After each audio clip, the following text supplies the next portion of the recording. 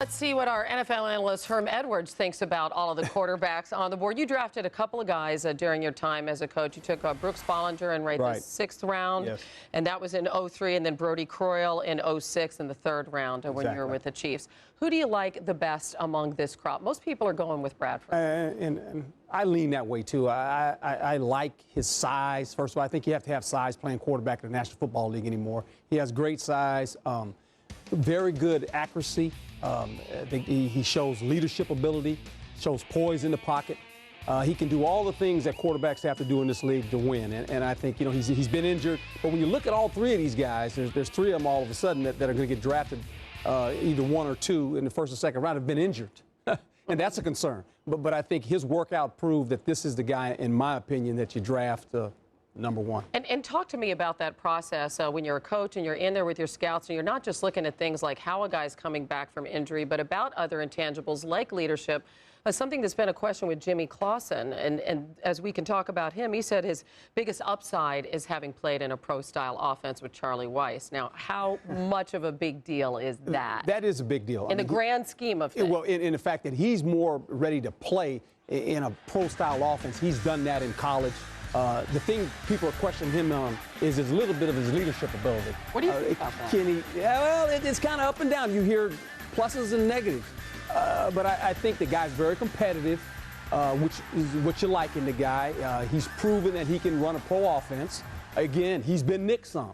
But he's a guy that there's questions about this guy. So how do you weigh that when you get ready to make this type of huge decision? Well, obviously, one thing you cannot do is talk to Charlie Weiss, because he's now in pro football, and he's going to say all the good things about this kid. And really, this guy had a really good career at Notre Dame, but he was coached very well. The thing that's a little bit of concern to him, too, is what is his upside? In other words, he's been coached by a pro coach already. Can he get any better?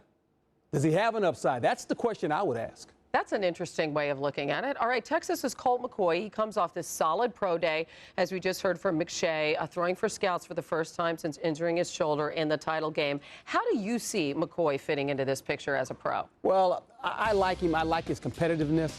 He's got good athletic ability, but he's a guy who reminds me a little bit of Jake Plummer and really Garcia.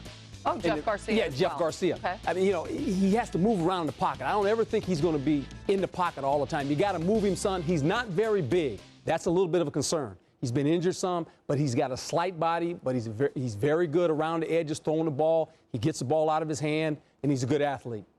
The biggest question, perhaps, Tim Tebow. Here he comes, right? So he wants to be an NFL quarterback. He has retooled his throwing motion. I mean, really done a complete makeover. What do you think of what he's accomplished so far? And do you, as a coach, draft him as a quarterback? Well, yeah, you draft him as a quarterback. You like his ability to learn, his willingness to want to learn.